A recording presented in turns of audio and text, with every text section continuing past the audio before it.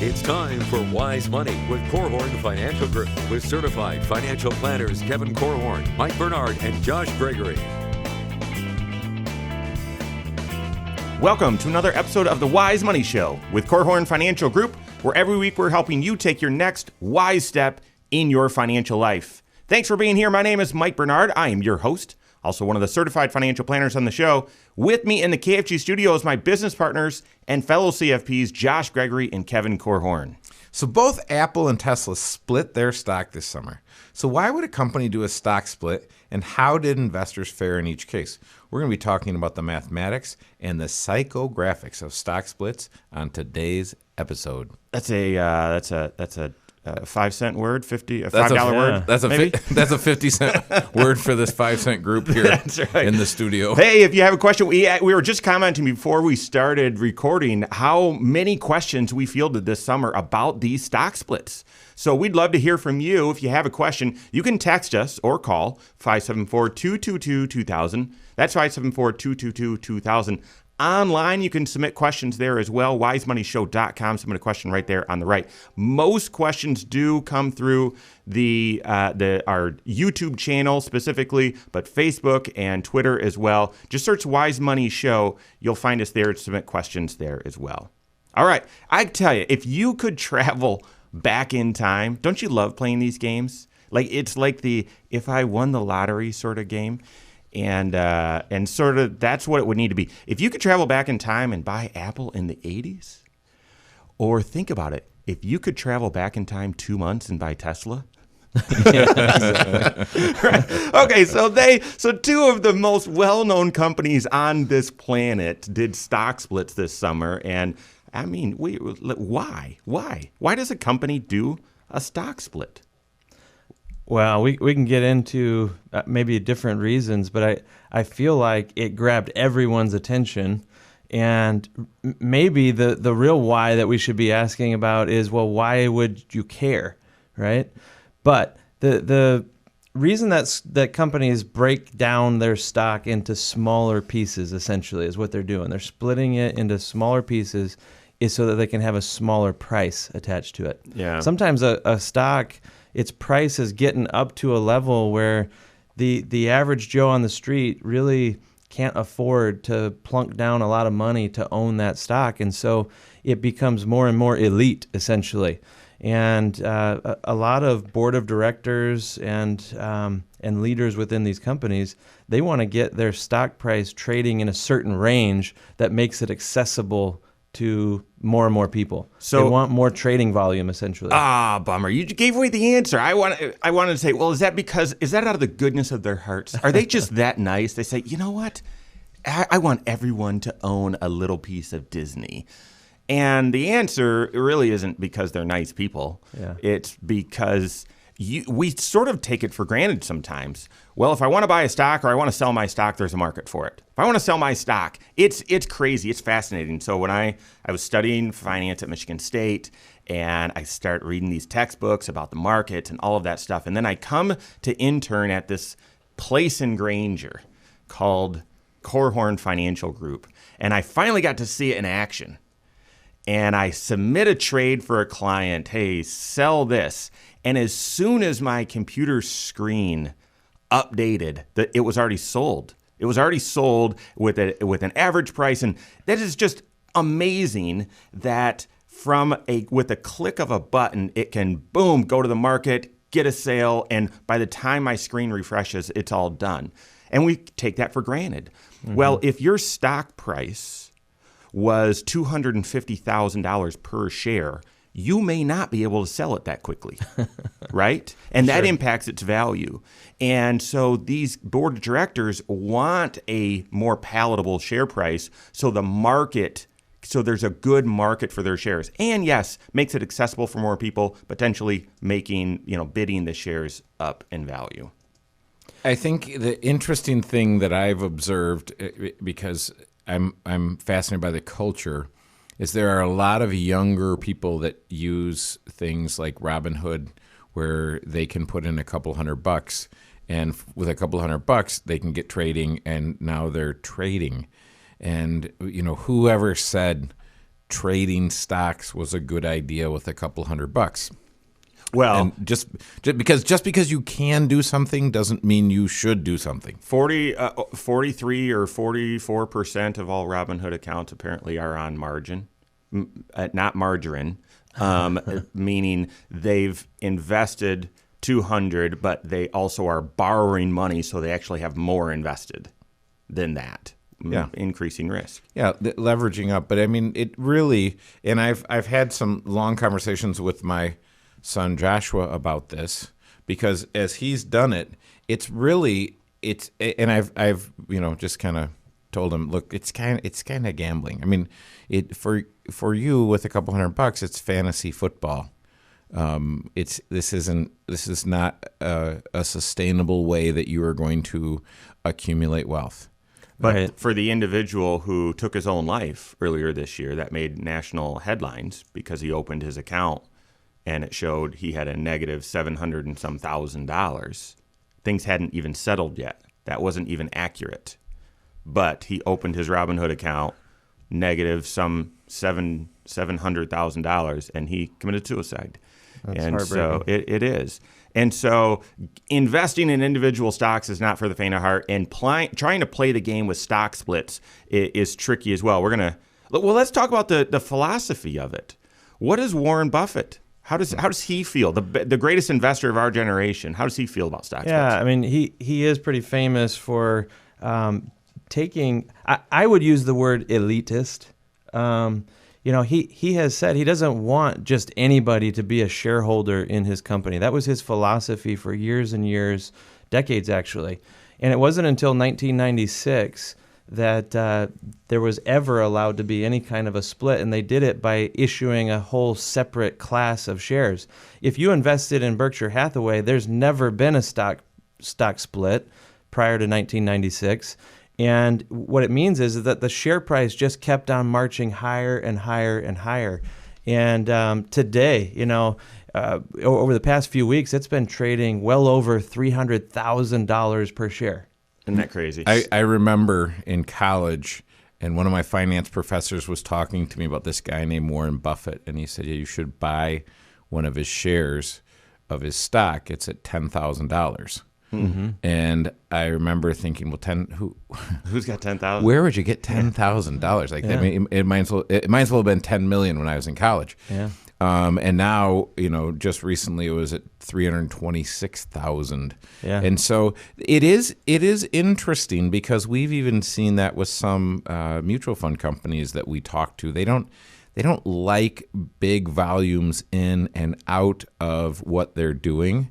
Yeah. And it is interesting because Warren Buffett's company isn't really a company, if you will. Yeah, it's a conglomerate that almost looks like a mutual fund. Yeah, I mean, they own Forest River, they own Brock, they own all Dairy of the, Queen. they own companies, but they also own a bunch of stock.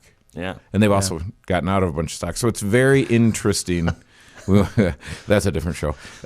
In a way, his hand was actually forced. The whole reason that they issued this Class B share, which today has been trading over $200 per share, compared to that 300,000 shares on the original Class A, is because there were people trying to come up with some gimmicks to pool together money and go buy some shares together. Yeah. And his attitude, at least the reason he presented to the public, was, well, I don't want the common guy getting charged all these fees just to own Berkshire shares. So we're going to make it available to the public in a Class B share at a lower price. Coming up, we're gonna tackle our first question. It was a question from a fan of the show on the YouTube channel that basically said, "Hey, this is really a moot point, because pretty much everyone can buy fractional shares, or can they?" We're going to address that question and then talk specifically about what happened with Apple investors and Tesla investors with their split. So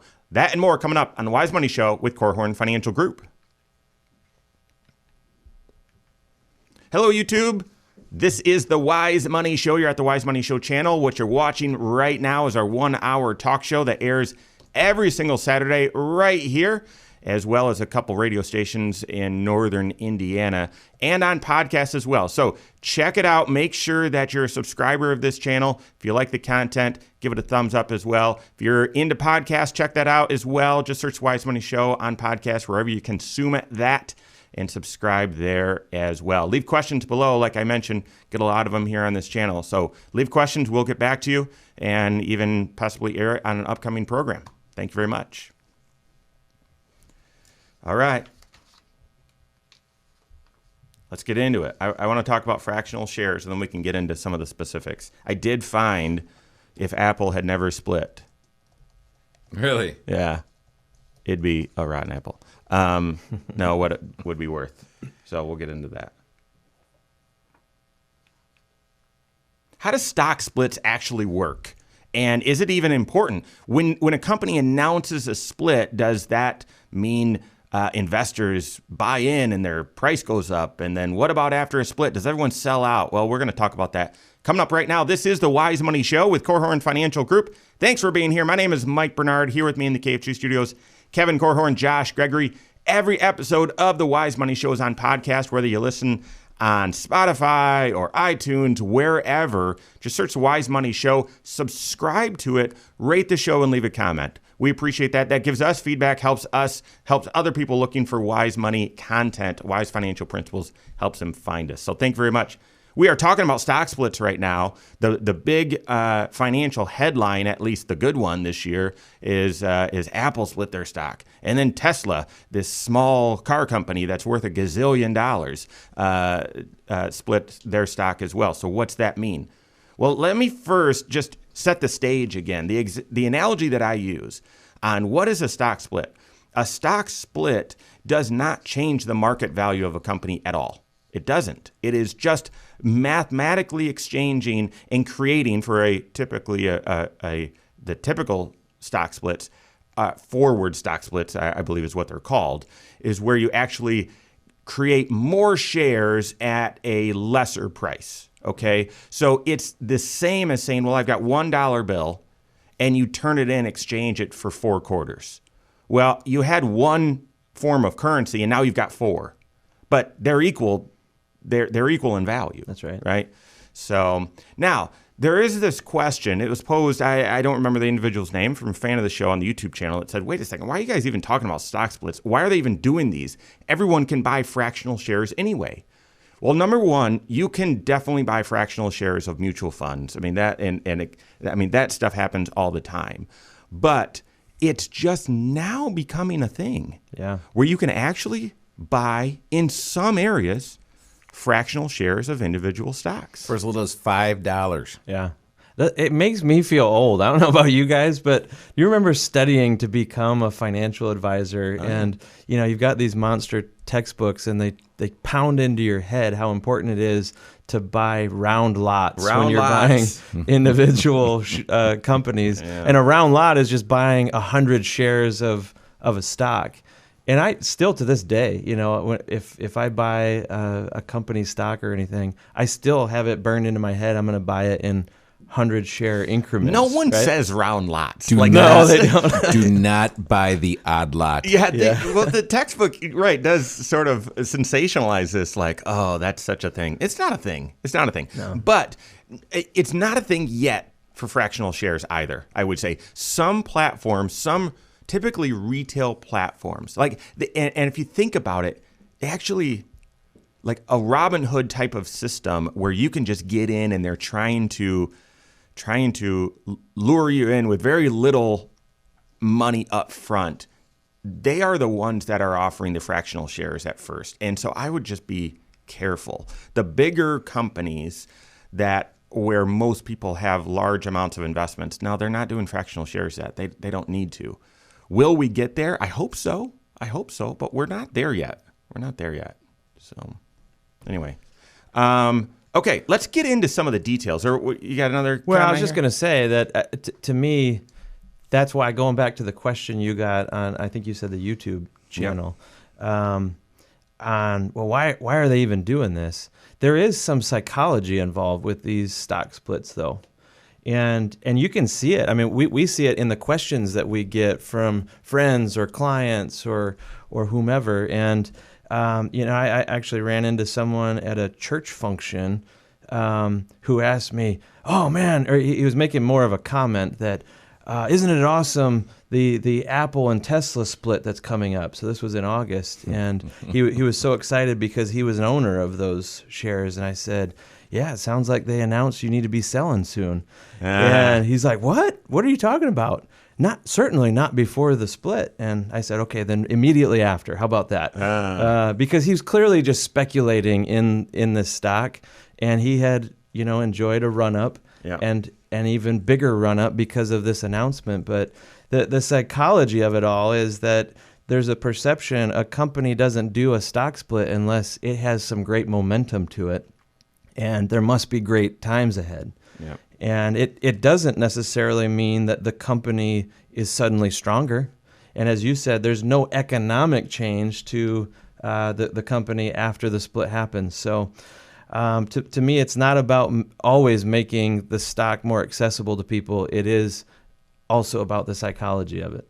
I mean, it is crazy because a stock split, as I said, it's exchanging $1 for 4 quarters. And yet that does create, there is psychology to it where investors create this little frenzy. And if you're a value investor, since we talked about Warren Buffett, if you're a value investor, you look at that and saying, well, geez, yeah, that might be about an attractive time to be selling, because a lot of people, there's a frenzy and people are buying in, and maybe it would be a good time to sell. Now, from the time when Apple announced their split, announced it on July 30th, I think in their earnings call, that they were going to do a 4-for-1 stock split on August 30th for anyone that owned shares, I don't know, August 24th or whatever. And from that announcement, it's crazy. From the announcement, and so the announcement was at, now I've adjusted these values just in case you want to check this out. From the announcement, their stock was equivalently $96 a share. 1 day later, it was $109 a share. And the stock jumped 10% because they said they were going to split their stock. And then when it finally split, it was $134 a share. And guys, it's like a 30% run up in 1 month. That's nothing compared to Tesla when we get to that, by the way. And guys, it's been straight downhill ever since. And you could say, well, but it's been downhill, and I don't know when you're consuming this, so it could be up from there. Okay, but it was very much downhill after the split, which is typical of Apple stock splits. If you look through history, they could have told you, yeah, that's what likely is going to happen.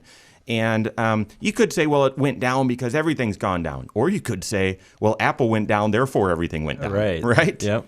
Yeah, it is somewhat confusing, and I've fielded some emails from some clients that own Apple stock, and because you wonder, okay, if I had a whole apple and I cut it into 4 pieces, do I have less of an apple? Nope. You've got the same volume of apple. It's just in different pieces. But the interesting... And a different color. I mean, it's brown, pretty much. Well, you're T-minus 3 seconds after you cut that thing. All right, well, let's adjourn this meeting of the Optimist Club. But the other interesting thing is, what did Apple stock split? What was its effect on the Dow? Because the Dow is price weighted. The other two we typically talk about, the S&P 500 and the NASDAQ, are market capitalization weighted. So it took, and these aren't perfect numbers, but it took its rating in the Dow from about 16 or 17 down to about 3% as far as the importance. And so with Apple's importance in the Dow at 16 or 17%, a move in Apple, and Apple moves a lot and has been it's doubled in a year. It's and then some. That makes the index look fabulous. So now it's going to have a much lower kind of thud factor when it's share price moves. You think you think Apple is an interesting stock split story? Just wait until we talk about Tesla. We got that, and then what's this all mean for you? We got that and more coming up on the Wise Money Show with Korhorn Financial Group. Okay, man, short breaks, but we do have to make sure we're reminding people this is a show. Yeah, about financial planning. Well, we also need to put the disclaimer in there, which I meant to do. I'll do it right now. What's that? You'll hear it. Oh, come on, Dad. Tell me, Dad. just Come hey, on. listen, Censors want to hear it No, first. listen, we're not giving specific investment advice. Don't rush out and buy. Don't rush out and sell. I'll give specific investment advice.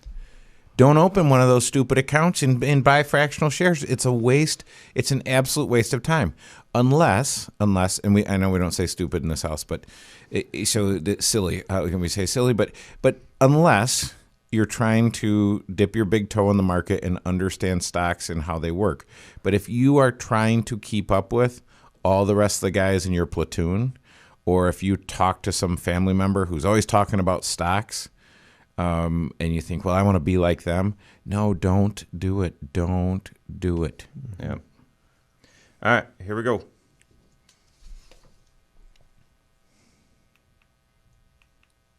What in the world is going on with Tesla?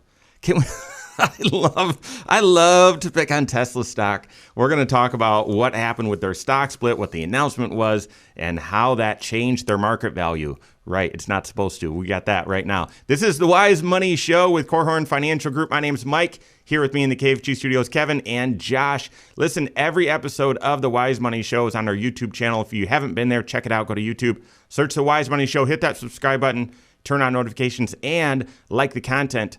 We appreciate it.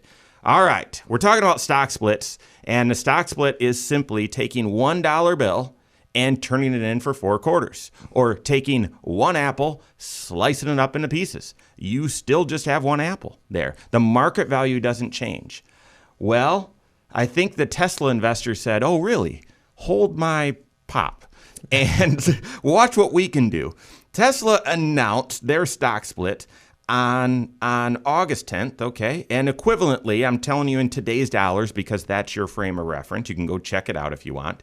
Tesla was worth $274 a share. Now it was over $2,200 a share at that time. But if you're looking at it today, and they announced that, and their stock proceeded to run straight up from $274 a share to, by the time the split took place, it was $500 a share. The announcement that, hey, guess what? Mom and Dad just told you you can play in the arcade, so here's this dollar, go exchange it for 4 quarters. And they said, this dollar's worth $2. Right. They made the value jump 50-some%, almost doubled for no reason. And then guess what? Was there a big surprise that the stock then absolutely got clobbered right after that? Right.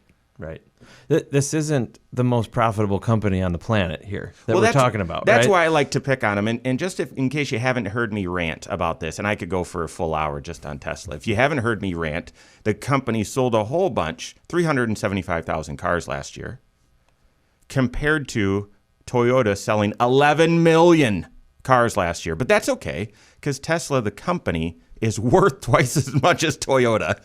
And Tesla is only profitable. They barely got profitable for the first time only because of government credits that they needed to claim as revenue. Yeah. Otherwise, they still would have had a loss. But there are some, Tesla is not just electric cars. They have the Boring Company where they've made the tunnel all the way underneath Las Vegas. They've got their... Yep. They have a number of other things that they're doing that at some point could pop. Really innovative and very, very astounding. And as of right now, if you own that stock for the next 1,000 years, you'd break even. Yeah. The PE ratio is 1,097.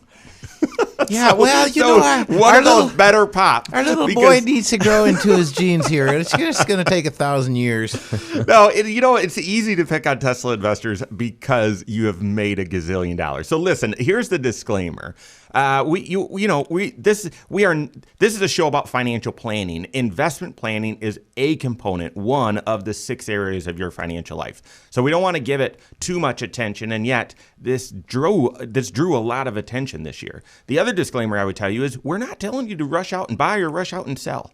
In fact, your overall investment approach needs to be connected with the rest of your financial life. So if you've got certain financial goals where you need to get a certain rate of return and you're gambling that money in Apple stock or Tesla stock or whatever, watch out. That means you've got inconsistency in your financial life and that you could be brewing up some trouble there. You know, one of the questions I often pose to people who are interested in getting into individual stock trading is, do you want to be an investor or do you want to be a trader? Yeah. And some people might even phrase that question as, do you want to be an investor or a speculator? Because that often is really what people are doing. They're just kind of betting that maybe this stock's momentum is going to keep on going higher. And I say that it's betting because if you don't know what is driving that stock's behavior, why does a stock price go up?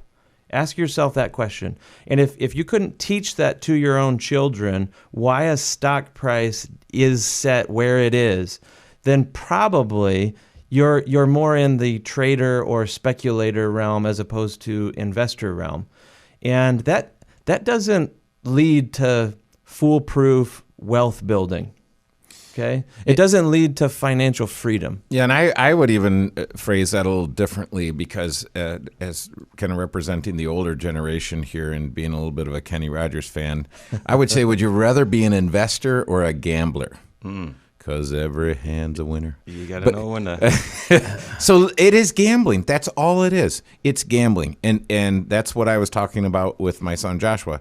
Honey, this is great. I like that you're trying to understand how the world works here. It's just gambling. That's all that it is. And, you know, when he's sending me a text, hey, Dad, I'm up $50. Hey, Dad, I'm down $200. I'm like, well, yeah, because there's no way of having the only way that you can do it intelligently is to look and see what has it done and assume it's going to keep doing that. That's really not intelligence.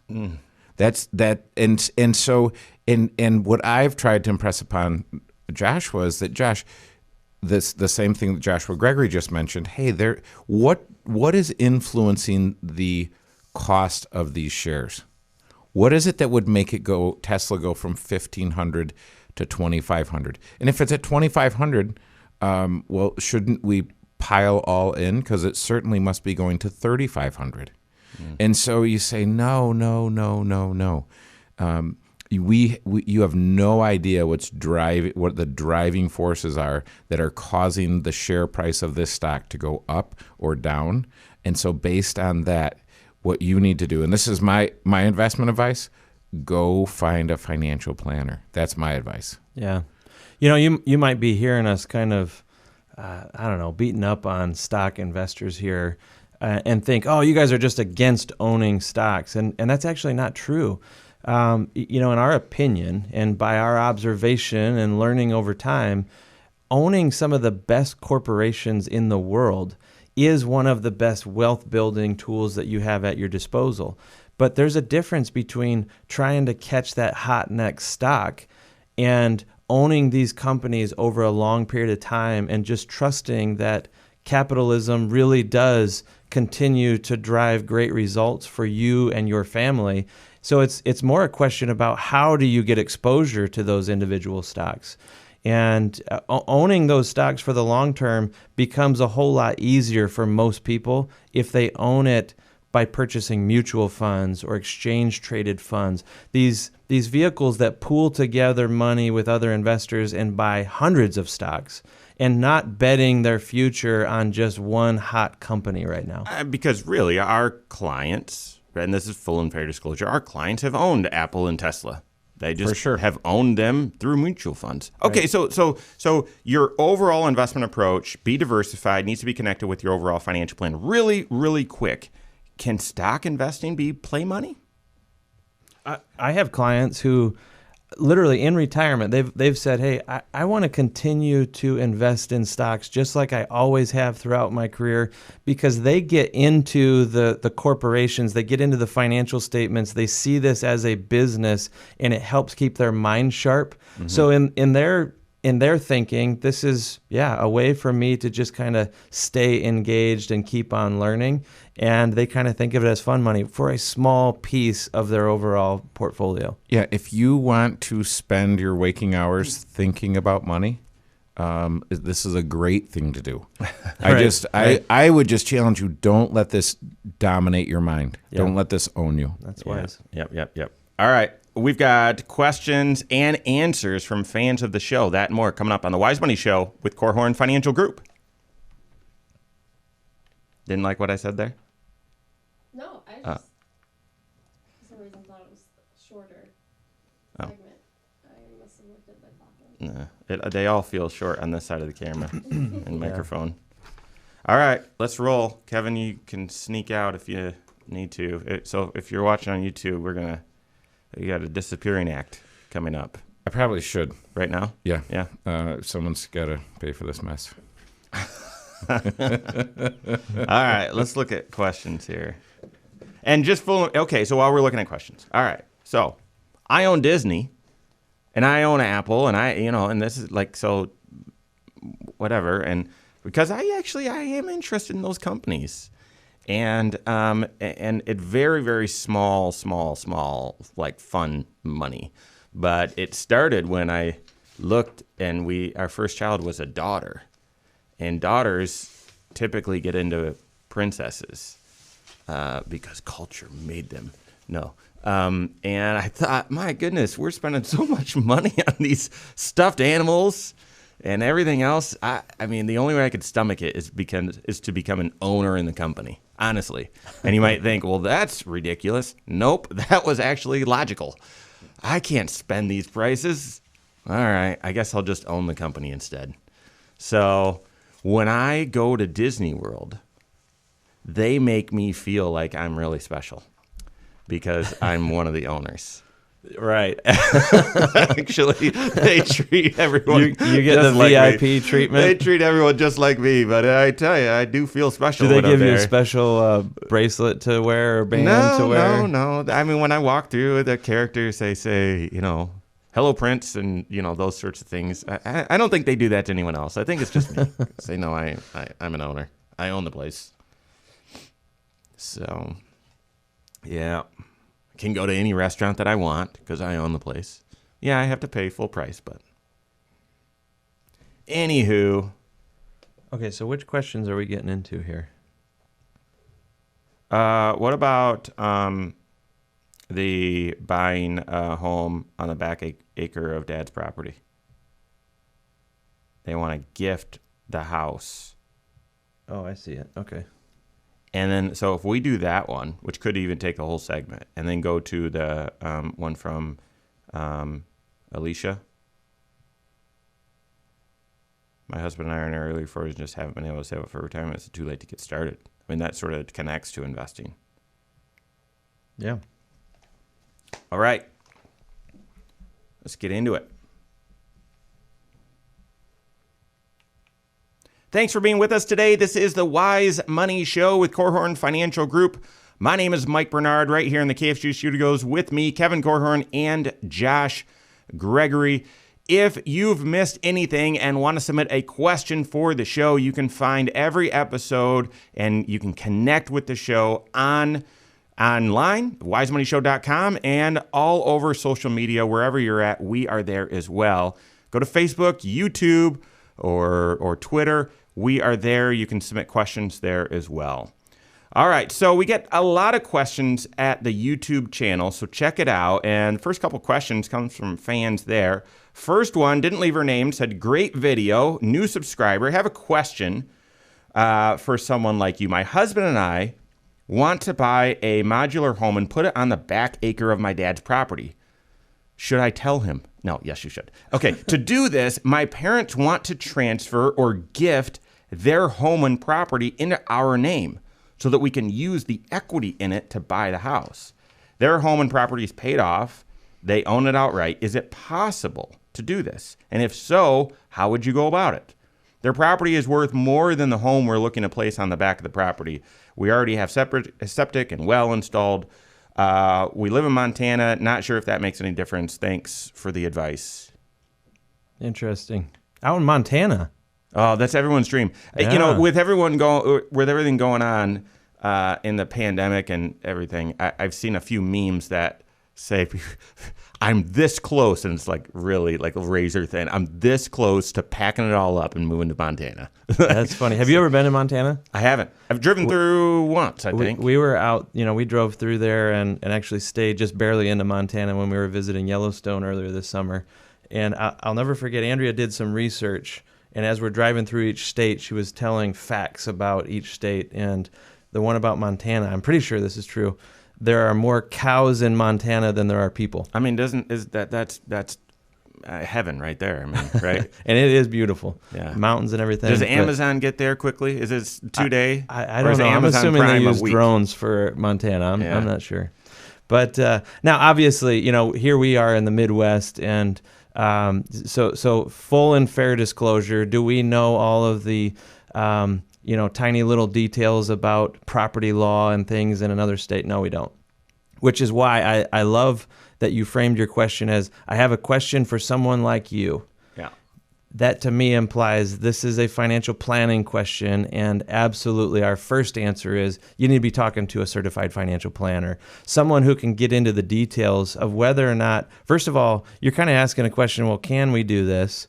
But should you do this is the real heart of this question. We actually get this similar question a lot, and you're right, it's how, but before you get to how, you've got to talk about should, because and so let's camp on that for a second, no pun intended there. If you, for whatever reason, have the urge to gift property to the next generation or someone else in the family, you immediately expose yourself to a few different, probably unintended consequences.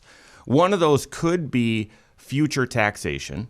The gift, if the gift is over a certain amount, then that gift could go against your lifetime exclusion, and so could, which is a huge amount. It's not likely that this would, for most people, that this would trigger some sort of gift tax or anything. The more likely tax that this could trigger is if you go and when you go to sell the property, if you haven't lived there as your primary residence for 2 out of the last 5 years, then any appreciation could be taxed for capital gains. Now, in your case, you're actually going to be living on the property. So as long as you don't sell the place within those 2 years, that's a moot point. But that's one unintended consequence most people aren't aware of. And the second is the liability and the risk. So now, and I would hate to, but difficult things happen. So I'd hate to project this, but difficult things happen. So mom and dad have worked hard. They've built up this property, and they own it outright. They gift it to you and your husband,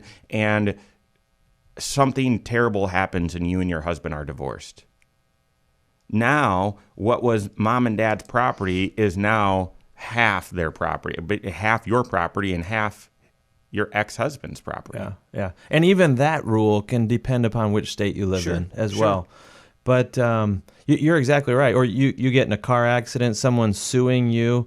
Some states have stronger protections over someone's home than others in bankruptcy law and things like that. So, this is why we're kind of framing this as a financial planning question, not just a house question, right? Because this touches tax area, it affects your planning for insurance and protection management, that sort of thing. Here's the other question I guess that I would have is, I don't know the structure of this land or anything, but the way you framed it is there's sort of a back acre. And sometimes I would want to maybe explore, is this something where you could peel off that back acre? Could you do a property split, essentially? Yep. That may be on the table if, again, your jurisdiction allows it. But it's certainly the one major roadblock that many people would encounter with that idea is if there was a lien against the property, if they had a mortgage against it. The bank has a vested interest in you keeping the value very strong because that's their collateral, obviously.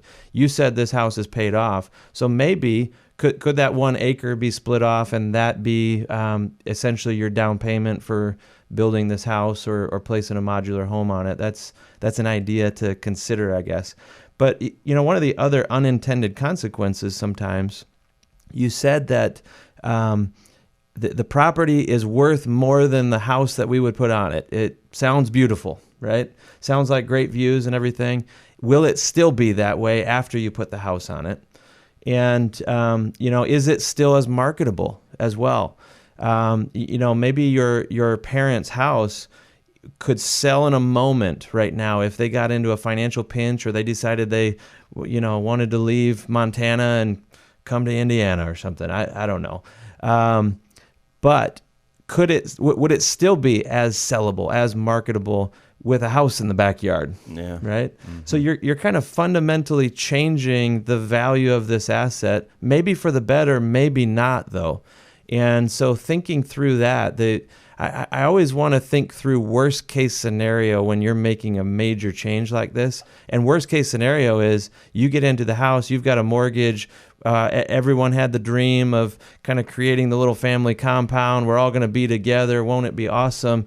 And then someone passes away, or you mentioned divorce, a job change, something major disrupts all that.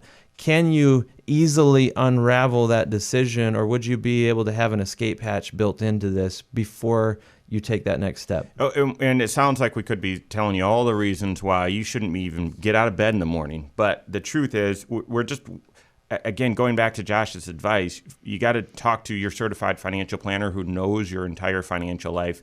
And these are the sorts of risks that they would vet the decision through. I'll give you one other. And for mom and dad, I don't know mom and dad's financial situation, but for many people, their house and their property is one of the most valuable assets that they have in their name. And what role is this asset supposed to play in their life?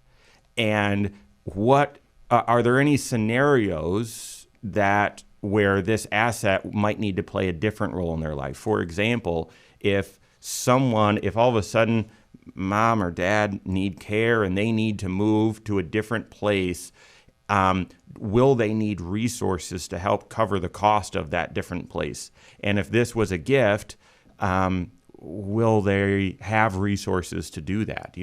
So anyway, another idea could be mom and dad could actually create a loan for you, or mom and dad could actually gift the money to you instead of the actual property. There's a few different ways you could structure this instead of mom and dad actually just giving the whole property. But it's all got to be in context to your financial situation, their financial situation. So work with the CFP. Okay, would you change anything? I was just rereading this question again, and there was a detail added at the end that I didn't catch when you were reading it the first time. Okay. They said that on this back property, they've already had the septic and well installed. Mm-hmm. That could be a significant amount of money that they've already plunked down on this property. Mm-hmm. At least in our neck of the woods, a well and a septic system, I mean, that could be 15, 20 grand that they've already invested. And to be pausing right now and asking this question, I'm almost reading between the lines and saying, okay, they're about to go from smaller but decent-sized investment into the full investment here. Are they having some sort of cold feet? Are they starting to sense that, okay, now wait a minute, should we still go ahead and do this? Because this ship has already started sailing, right? Yeah. They've already started taking action on this question, and this is part of the reason why, if you're listening today, I just believe that it's important to have your game plan and have that full context of a financial plan in place before you start spending money down this road. Because inertia is a powerful thing. There's also something called sunk costs, where you feel almost bound to keep going with the same game plan because we've already parted with this money, and it's not like you can go dig up the septic field and pull out the well and get your money back on this. Right. All right. Well, great question. Let's switch over to another question from I believe it's Alicia, 42. My husband and I are in our early 40s and just haven't been able to save up much for retirement. Is it too late to get started, especially if we don't have much to save? Great question. I feel like we get that question from all age groups. Yeah. Right? People in their 50s, people, the point here is always that the earlier you can get started, the better, obviously. Yeah. And it's because it doesn't take as much money to be sacrificing or saving into those long-term investments if you have more time, because with more time, you have the freedom to be a little more growth-oriented, a little bit more aggressive with your investments. Let them kind of run and let them do their thing a bit more versus, someone who's in their 60s doesn't have the luxury of taking lots and lots of risk with those same investments. Right. So to me, the earlier you get started, you don't have to have huge money. It's more about establishing and reinforcing the habit of saving and investing than it is the huge quantity. But you'd be surprised how much money you could still accumulate at age 42. To have maybe 25 plus years left in your working career. Mm-hmm. Now, you might not like hearing that. Mm-hmm. The thought of going to 67 may be alarming to you, but that's what you want to begin thinking. I have 2.5 decades. I can still accomplish a lot in that amount of time. That's right. It's never too late. It's not too late. Talk to your CFP. I've never seen someone's situation and looked and said, I can't find a path forward. No, there is one. So get started. All right. Thanks for the question. That is all the time we have for today. On behalf of Josh Gregory, Kevin Korhorn, myself, and all of us at KFG, have a great weekend. We'll see you next Saturday for Wise Money with Korhorn Financial Group. Securities offered through Silver Oak Securities, member FINRA/SIPC. Advisory services offered through KFG Wealth Management, LLC. Doing business as Korhorn Financial Group. KFG Wealth Management, LLC and Silver Oak Securities Incorporated companies are unaffiliated.